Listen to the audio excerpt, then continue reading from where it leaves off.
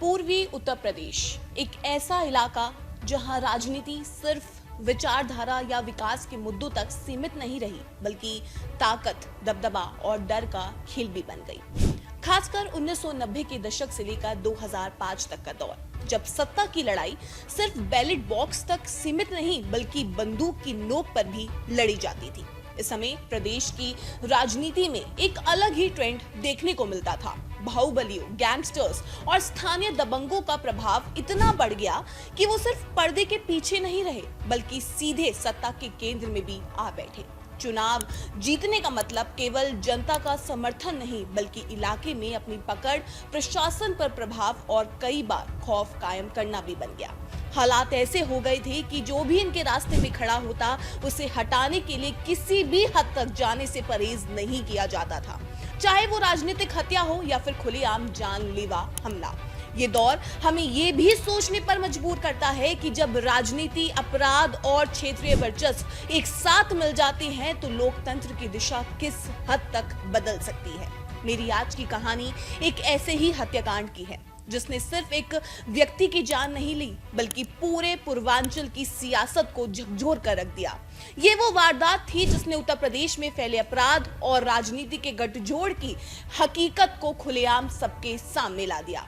एक ऐसा खौफनाक मंजर जिसने पूरे राज्य को हिलाकर रख दिया। गोलियों की गूंज, सड़कों पर फैला खौफ और सत्ता के गलियारों में मचा भूचाल। ये हत्याकांड सिर्फ एक क्राइम नहीं था, बल्कि उस दौर की सच्चाई का आईना था, जहां जान की कीमत राजनीतिक दुश्मनी के सामने बेहद ही छोटी हो गई थी। जी हां, आज हम बात करने जा रहे हैं भाजपा विधायक कृष्णानंद राय हत्याकांड की। तारीख थी 29 नवंबर 2005। एक सामान्य दिन की तरह शुरू हुआ यह दिन कुछ ही घंटों में पूर्वांचल के इतिहास का सबसे खौफनाक अध्याय बन गया। किसी को अंदाजा भी नहीं था कि आने वाले कुछ मिनटों में गोलियों की गूंज पूरे इलाके को दहला देगी। लेकिन इससे पहले कि हम इस खूनी साजिश के आखिरी चैप्टर पर पहुंचे, चलिए पीछे मुड़कर देखते हैं आखिर ये हत्याकांड हुआ ही क्यों, इसके पीछे मास्टरमाइंड कौन थे और असली मकसद क्या छुपा था। दरअसल 1980 और 1990 के दशक में गाजीपुर मऊ का इलाका दो गुटों की जंग का मैदान बन चुका था। एक तरफ पूर्व एमएलसी और स्थानीय बाहुबली ब्रजेश सिंह और दूसरी तरफ मुख्तार अंसारी। उस वक्त मुख्तार अभी साधु सिंह और मकनू सिंह की गैंग का छोटा खिलाड़ी था और मुदियार गांव से सिर्फ 5 बीघा जमीन का एक मामला था, लेकिन उसने आग को चिंगारी बना दिया। साधु मकनू के गुर्गों ने ब्रजेश सिंह के रिश्तेदार रामपत सिंह को लाठियों डंडों से मार डाला। बदला लेने ब्रजेश सिंह ने साहिब सिंह गैंग ज्वाइन कर ली और साधु मकनू दोनों को हमेशा के लिए खत्म कर दिया। अब गैंग की कमान मुख्तार अंसारी के हाथ में आ गई और यहीं से शुरू हुई दोनों के बीच वो खूनी व्यक्तिगत और गैंग वॉर की जंग जो दशकों तक चलती रही। दूसरा बड़ा जहर था सरकारी ठेके, रेत, बजरी, कोयला और फिरौती का मुनाफाखोर कारोबार। पहले ब्रजेश सिंह का गैंग इन पर राज किया करता था, लेकिन मुख्तार के तेजी से बढ़ती ताकत ने एक एक करके सारे ठेके छीन लिए। दुश्मनी अब गहरी खाई में बदल चुकी थी और दुश्मनी का सबसे खतरनाक ट्विस्ट आया 15 जुलाई साल 2001 को। दरअसल मुख्तार अंसारी का काफिला मऊ से मोहम्मदाबाद जा रहा था। बसनिया चट्टी, जिसे उसरी चट्टी भी कहा जाता है, वहां पर ब्रजेश सिंह और त्रिभुवन सिंह के गुर्गों ने अचानक घात लगाकर हमला बोल दिया। 6 AK-47 समेत भारी हथियारों से गोलियों की बरसात शुरू हुई। मुख्तार के सरकारी गनर, प्राइवेट गनर और एक अन्य साथी मौके पर ही ढेर हो गए। मुख्तार बाल बाल बचा। मुख्तार ने सीधे ब्रजेश सिंह और त्रिभुवन सिंह को नामजद किया। ब्रजेश घायल हुआ और इलाका छोड़कर भाग खड़ा हुआ। हालांकि इस हमले ने मुख्तार के अंदर बदले की ऐसी आग सुलगा दी जो कभी बुझी ही नहीं। फिर 2002 के उत्तर प्रदेश विधानसभा चुनाव में बीजेपी विधायक कृष्णानंद राय की एंट्री हुई। उन्होंने मोहम्मदाबाद सीट से मुख्तार के भाई अफजाल अंसारी, जो बीएसपी कैंडिडेट था, उसको हरा दिया। ये सीट अंसारी परिवार की पारंपरिक जागीर मानी जाती थी, लेकिन इस बार अंसारी परिवार हार चुका था। दरअसल कृष्णानंद राय धीरे धीरे ब्रजेश सिंह के राजनीतिक खेमे के करीब आते चले गए। उस दौर में ब्रजेश सिंह को भी मुख्तार अंसारी के बढ़ते प्रभाव और दबदबे का सीधा मुकाबला करने के लिए एक मजबूत राजनीतिक चेहरे की जरूरत थी। यही वजह बनी कि कृष्णानंद राय सिर्फ एक विधायक भर नहीं रहे, बल्कि धीरे धीरे एंटी मुख्तार राजनीति का सबसे अहम और मुखर चेहरा बनकर उभरे। अब समीकरण साफ था, एक तरफ मुख्तार अंसारी का बढ़ता प्रभाव और दूसरी तरफ ब्रजेश सिंह के समर्थन से मजबूत होता कृष्णानंद राय का राजनीतिक कद। इस नए राजनीतिक संतुलन ने मुख्तार अंसारी के लिए कृष्णानंद राय को सिर्फ एक विधायक भर नहीं, बल्कि अपने राइवल खेमे का सबसे बड़ा और सीधा राजनीतिक खतरा बना दिया। और इसलिए ये कहा जाता है कि कृष्णानंद राय की जीत ने मुख्तार की राजनीतिक सल्तनत पर सीधा वार किया था। मुख्तार की नजर में अब कृष्णानंद राय ब्रजेश सिंह का राजनीतिक चेहरा और प्रॉक्सी बन चुके थे, और कृष्णानंद राय को मारना मुख्तार के लिए एक तीर से दो शिकार था। ब्रजेश को कमजोर करना और साल 2001 के उसरी चट्टी हमले का खूनी बदला लेना।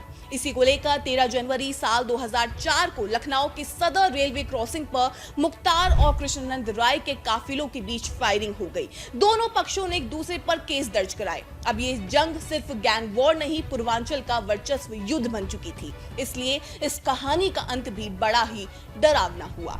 जी हाँ, अब आते हैं उस काले दिन पर, 29 नवंबर 2005, जिस दिन बदले की आग ने 7 जिंदगियों को राख कर दिया, जिसने मुख्तार अंसारी को अपराध जगत का डॉन बना दिया। उत्तर प्रदेश का गाजीपुर जिला, शाम ढल रही थी, आसमान में हल्की घटाएं छाई थी और हल्की बूंदाबांदी हो रही थी। भाजपा के तत्कालीन विधायक कृष्णानंद राय पड़ोस के सियारी गांव में एक क्रिकेट टूर्नामेंट का उद्घाटन करने गए थे। उन्हें चीफ गेस्ट बनाया गया था, बस पास का गांव था, इसलिए उन्होंने अपनी बुलेट प्रूफ गाड़ी घर पर ही छोड़ दी और दूसरी साधारण गाड़ी लेकर निकल पड़े। हालांकि ये उनकी जिंदगी की सबसे बड़ी और आखिरी गलती साबित हुई। दरअसल शाम करीब 4 बजे कृष्णानंद राय कार्यक्रम से अपनी कार में वापस लौट रहे थे। तब उनके साथ गनर निर्भय उपाध्याय, ड्राइवर मुन्ना राय, रमेश राय, श्याम शंकर राय, अखिलेश राय, शोषनाथ सिंह मौजूद थे और उनके भाई राम नारायण राय दूसरी गाड़ी में पीछे से आ रहे थे। हालांकि तभी बसनिया चट्टी गांव से महज 1.5 किलोमीटर आगे अचानक एक सिल्वर ग्रे कलर की एसयूवी ने कृष्णानंद राय की गाड़ी का रास्ता रोक लिया। गाड़ी से 7 से 8 हमलावर उतरे, जिनके हाथों में मौत का दूसरा नाम यानी AK-47 राइफल थी। अगले कुछ मिनटों तक सिर्फ गोलियों की तड़तड़ाहट सुनाई दी। करीब 500 राउंड गोलियां चली। हमलावरों ने तब तक ट्रिगर नहीं छोड़ा जब तक सामने मौत का सन्नाटा नहीं पसर गया। कृष्णानंद राय की हत्या, उनके गनर, ड्राइवर और 5 अन्य साथी, कुल 7 लोगों को गोलियों से भून दिया गया। यहां तक कि हमलावरों ने निशानी के तौर पर कृष्णानंद राय की अंगूठी भी निकाल कर ले गए थे। फिर पोस्टमार्टम की रिपोर्ट आई तो डॉक्टर भी कांप गए।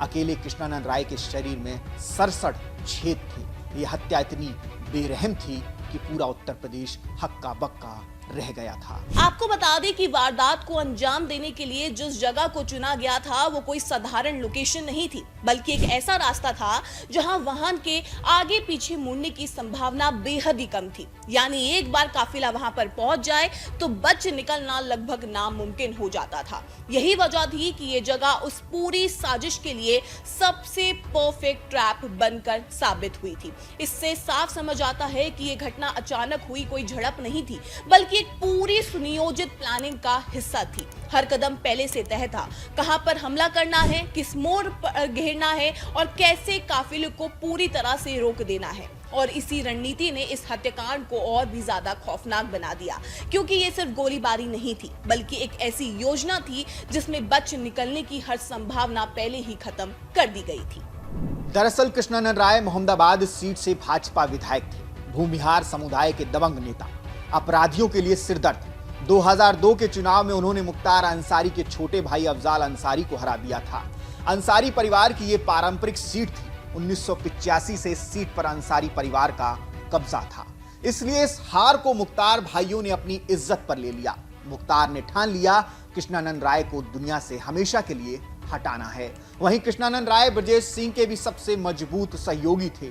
हालांकि ये कृष्णानंद राय की शख्सियत का ही कमाल था कि यह हत्याकांड अखबारों के 1-2 पन्नों तक ही सिमट कर नहीं रहा, बल्कि इससे पूरा पूर्वांचल सहम उठा था और इस हत्याकांड ने पूरे देश को झकझोर कर रख दिया था। उनकी लोकप्रियता का आलम यह था कि इस हत्याकांड से चारों ओर हड़कंप मच गया था। लगभग 1 सप्ताह तक गाजीपुर, बलिया, मऊ, आजमगढ़, वाराणसी, बक्सर के साथ ही आगजनी तोड़फोड़ आंदोलनों का दौर चलता रहा उस समय पूरा पूर्वांचल सहमा हुआ दिख रहा था। स्थानीय लोगों के अनुसार कृष्णानंद राय गरीबों की हर तरह से मदद करते थे, यहाँ तक कि लड़कियों की शादी में वो अपने स्तर से उनकी मदद किया करते थे। वहीं बीजेपी विधायक कृष्णानंद राय की हत्या के बाद उनकी पत्नी अलका राय ने मुख्तार अंसारी, अफजाल अंसारी और मुन्ना बजरंगी सहित अन्य के खिलाफ एफआईआर दर्ज करवाई थी। साथ ही बीजेपी के दिग्गज नेता राजनाथ सिंह और लाल कृष्ण आडवाणी तक गाजीपुर की सड़कों पर उतर आए। मामला इतना संगीन था कि उस समय की सपा सरकार पर सीबीआई जांच का भारी दबाव भी बना। हालांकि मुलायम सिंह यादव सीबीआई जांच के लिए बिल्कुल सहमत नहीं हो रहे थे। यहां तक कि कृष्णानंद राय ने पहले जब अपनी सिक्योरिटी बढ़ाने के लिए भी सरकार से कहा था, तब भी मुलायम सिंह राजी नहीं हुए थे। हालांकि डीजीपी से मिली परमिशन के बाद उन्हें बुलेट प्रूफ कार मिल गई थी। वहीं हत्याकांड की सीबीआई जांच को लेकर भी कृष्णानंद राय की पत्नी अलका राय की ओर से हाईकोर्ट में एक याचिका दाखिल की गई थी और अदालत ने मामले को गंभीरता से देखते हुए इस पूरे हत्याकांड की जांच सीबीआई को सौंपने का आदेश भी दे दिया था। इसके बाद केस की सुनवाई सीबीआई स्पेशल कोर्ट में होने लगी थी। सीबीआई जांच में साफ हुआ कि ये हत्या ब्रजेश सिंह वर्सेस मुख्तार अंसारी की पुरानी दुश्मनी का ही बदला थी। एजेंसी का कहना था कि मुख्तार अंसारी ने इस हत्याकांड की साजिश गाजीपुर जेल में रहते हुए भी रच ली थी। दरअसल 2002 में ही मुख्तार भी मऊ से विधायक चुना गया था। ऐसे में उसने खुद पर करवाए गए हमले में शामिल लोगों की हत्या करना शुरू कर दिया और उसे निशाने पर कृष्णानंद भी आ गए। इसके बाद मऊ दंगा भी हुआ, जिसमें मुख्तार पर आरोप थे और उसने 25 अक्टूबर 2005 में सरेंडर कर दिया। उसे गाजीपुर जेल भेज दिया गया, जहां उसने कृष्णानंद राय की हत्या की प्लानिंग की और उसका साथ मुन्ना बजरंगी ने दिया। सीबीआई ने भी मुख्तार और अफजाल को मुख्तार मुख्य साजिशकर्ता, राकेश पांडे और मुन्ना बजरंगी को शार्प शूटर बताया। वहीं संजीव महेश्वरी, जीवा जिसको कहते थे, उसको लेकर कहा गया था कि उसने कार की बोनट पर चढ़कर गोलियां चलाई थी, जो सीधा कृष्णानंद राय के सर पर लगी थी। इसके अलावा एजाज उल हक, रामू मल्हा, फिरदौस, मंजूर अंसारी, अताउर रहमान, राकेश पांडे, विश्वास उर्फ नेपाली, जफर उर्फ चंदा और अफरोज खान उर्फ चुन्नू को भी इस पूरे मामले में आरोपी बनाया गया था। वहीं आपको बता दें कि हत्या के तुरंत बाद मुख्तार और गैंगस्टर एसपी विधायक अभय सिंह के बीच एक रिकॉर्डेड फोन बातचीत भी सामने आई थी, जिसमें कुछ ऐसा कहा गया था कि बराबर गोलियां चल रही हैं एक तरफा और चुटिया तक काट ली गई है। इससे पता चलता है कि कृष्णानंद राय की चुटिया तक काटी गई थी। हालांकि ये ऑडियो रिकॉर्डिंग की सीधी कोर्ट में नहीं चल पाई थी, इसलिए इस रिकॉर्डिंग को आधिकारिक तौर पर सबूत नहीं माना गया। लेकिन कृष्णानंद राय के भाई राम नारायण राय ने पूरी घटना पर कोर्ट में बयान दिया था। उन्होंने बताया था कि टूर्नामेंट का उद्घाटन करने के बाद केएन राय शाम करीब 4 बजे कनुवान गांव की ओर जा रहे थे। वो खुद दूसरे लोगों के साथ कृष्णानंद राय की गाड़ी के पीछे चल रही गाड़ी में सवार थे। बसनिया चट्टी गांव से 1.5 किलोमीटर आगे जाने पर सिल्वर ग्रे कलर की एसयूवी सामने से आती है। उसमें से 7-8 लोग निकलते हैं। उन्होंने AK-47 से गोलियों की बौछार कर दी और एक हमलावर ने बोला, मारो इसे। इसने अफसाल भाई और मुख्तार भाई को बहुत ही ज्यादा तंग कर रखा है। आपको बता दें, इस पूरे हत्याकांड में 70 गवाह थे। इन गवाहों में कृष्णानंद राय की पत्नी, उनके भाई, जांच अधिकारी व अन्य लोग शामिल थे, लेकिन ज्यादातर गवाह मुकर गए। चश्मदीद भी पीछे हट गए। 2019 में सीबीआई स्पेशल कोर्ट ने मुख्तार, अफजाल समेत ज्यादातर आरोपियों को बरी कर दिया। हालांकि मुख्तार पर अन्य कई मामलों में सजा हो चुकी थी। वहीं विशेष न्यायाधीश अरुण भारद्वाज ने अपने फैसले में कहा कि ये बेहद दुर्भाग्यपूर्ण है कि चश्मदीद गवाह मुकर गए हैं। अभियोजन पक्ष आरोपों को साबित करने में नाकाम रहा है। ये गवाहों के मुकर जाने के कारण आरोपियों के छूटने का एक और मामला है। हालांकि वर्तमान में जम्मू कश्मीर के उपराज्यपाल मनोज सिन्हा ने इस मामले में पुख्ता बयान दिया था। उन्होंने अपने बयान में कहा था कि कृष्णानंद राय को आरोपियों की ओर से लगातार धमकी मिली थी और वो इस कारण परेशान थे। वो उनके अच्छे मित्र थे, इसलिए अपनी परेशानी उनसे साझा करते थे।